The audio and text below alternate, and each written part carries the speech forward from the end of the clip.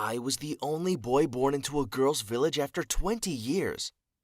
When you're the first boy to be born into a village chock-block full of girls after 20 years, let me tell you, that's some burden to bear. All you guys out there are probably thinking it must be like winning the lottery, girls flocking to your feet everywhere. Yeah, it kinda was like that at first, but then things just got weird.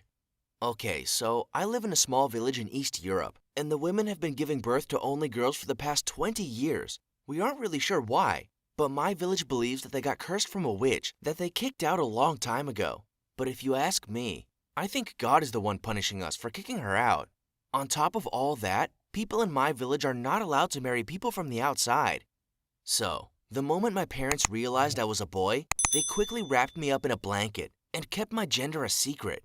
They told everyone I was a girl and that my name was Jackie, when in actual fact, I was a boy and my name was Jared. A little bit weird, right? But my parents had no other option. They knew that people would freak out if they found out I was a boy. No one in our village had given birth to a boy in more than 20 years, and my parents didn't want me to get so much attention. They just wanted me to live a normal life. Except it wasn't normal, and I only realized that now, thinking back. At the time, I was none the wiser. I happily played with dolls and wore frilly dresses and let everyone call me Jackie. I mean, I didn't even know I was called Jared. Well, that was until I was 5 years old. I was playing in our backyard when a woman appeared on the other side of the wall. She was dangling some candy in front of my face, and like a little puppy dog, I followed her. I kept looking back, expecting my parents to come running out to get me, but they were nowhere to be seen. The woman asked me to get into her car and told me that if I was a good boy, she'd give me more candy. I didn't even think twice. My parents never let me eat candy. But then, I realized she'd said good boy, and I turned to her and told her I was a girl. I'll never forget the way she threw her head back and let out a chuckle. She looked at me and said, "Sure, Pumpkin, and I'm the President of the United States." Oh, look, there's a flying pig. I fell for it and looked, and the next moment, she'd lifted up my dress and said, "See, you're a boy, you little freak." I didn't understand what she was talking about, and then she explained that I was a boy and that my parents had been lying to me. Then she said the village mayor was offering a reward to the first woman to give birth to a son, and seeing as my parents were keeping me a secret, she'd hand me over and collect the reward money herself. I was too young to fully understand, but I knew I was in serious trouble. I started screaming and thrashing my arms about, and this only made her drive faster. I have no idea why I did what I did next, but suddenly I jumped onto her knee. She couldn't see where she was going, and that's when we crashed. We could have died, but I didn't care. At that moment, all I wanted was to get away from that horrible woman. And it was my lucky day, because all that happened was her car got a bit crushed, but I escaped without even a scratch. I started running back towards our village, and she was chasing me, but I was too fast for her. My parents suddenly drove by, and my mom burst into tears. Well, there was nothing that woman could do. She was well and truly caught now. Turns out she'd escaped from a nearby psychiatric clinic, and they came and picked her up promptly.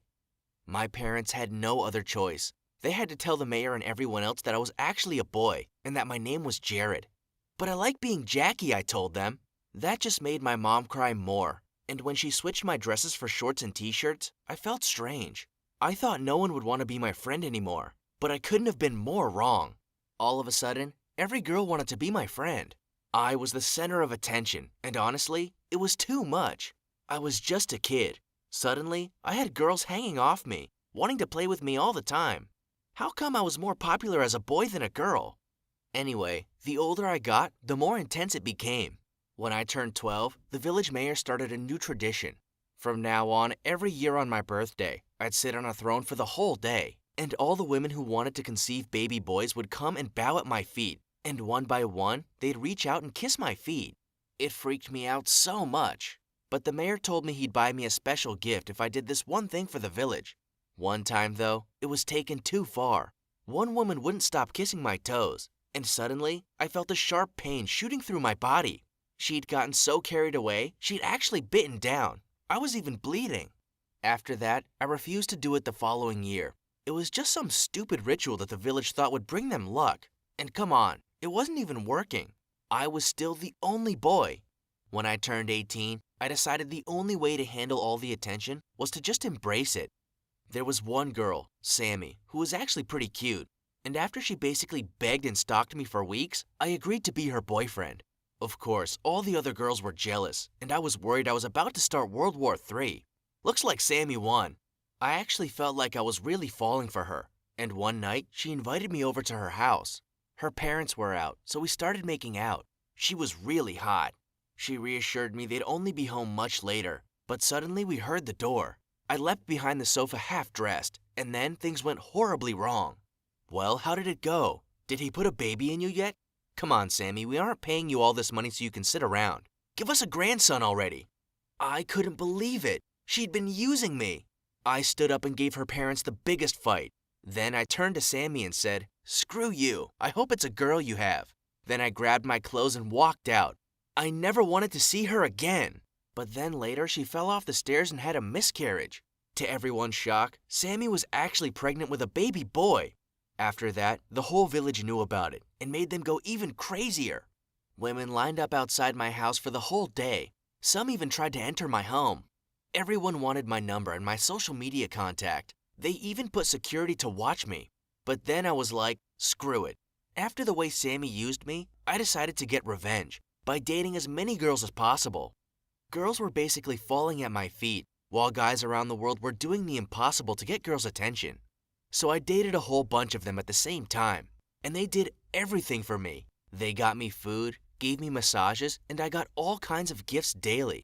I mean, we all know how much fun a guy like me can have with girls. They were just so hot and amazing. And the best part, I didn't have to work for it. But there was so much expectation. They all wanted sons. I wasn't ready to be a father. Babies were so not my thing. I tried to talk to my mom about it, but suddenly she started crying. I told her I wasn't interested in hearing about how much she wanted a grandson again. But then she took me by surprise. She told me she was sick, and that she didn't have much time left, and that she only wanted me to be happy. I felt so guilty. Was I being selfish? Why couldn't I just give my mom what she truly wanted, which was clearly a grandson? After our conversation, I asked Amy, who lived next door to us, if she wanted to be my girlfriend.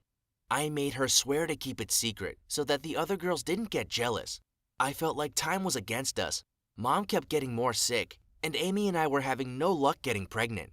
Then I thought, what if I had another girlfriend too?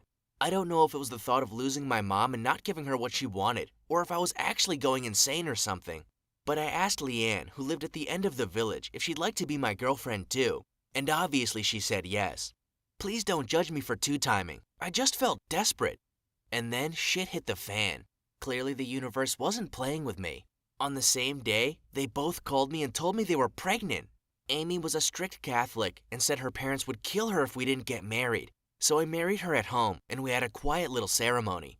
But then, Leanne told her dad she was pregnant, and he threatened to beat my ass if I didn't marry his daughter. I knew I didn't have a choice, but was it even legal? 2 wives? But no one would need to know. This all happened in the same week. Suddenly, I had 2 wives and 2 babies on the way. Leanne's dad gave me a job on his farm, so I spent the daytime with Leanne. Then every night, I'd go home and stay with Amy. Can you believe I didn't get caught? My parents knew about Amy, but I just prayed they didn't find out about Leanne. Listen, I wasn't happy about it. In fact, I didn't feel anything for these girls, and I was sure it would get out at some point. And it did, because both of them gave birth to boys. I was there for Amy's and had to rush over to Leanne's to make her birth too. And the mayor held another stupid ceremony. Well, there was no way I could go. Everyone would find out. I packed a small bag and gave my mom a kiss goodbye, and then I took my dad's old bicycle and cycled out of the village as far as I could. I rented a small room at a cheap motel, but then every social media platform reported me missing. The whole village was looking for me. I tried to disguise myself as someone else, and I started working at a grocery store nearby. A long time passed and no one found me. I started having male friends my age, which was pretty cool. But to be completely honest, I also missed my family. I was scared of what they'd do if I went back to see them, so I never did. Until one day, after a whole year passed, I heard a knock on the door. It was the motel manager standing there with my 2 wives, and he said, "These women are looking for you." I wanted to run, but I saw that they were holding 2 adorable baby boys. My 2 wives told me, "We want you back. We don't care that you're married to both of us, but if it's too much for you, you can choose one." I hated how my life was like before, But after seeing my 2 boys, I couldn't stay here. My village needed me to have more children. Both of my wives were pretty cool, so I decided to stay married to them both. And eventually, I got a third wife after a few years. And today, I became the proud father of 10 boys.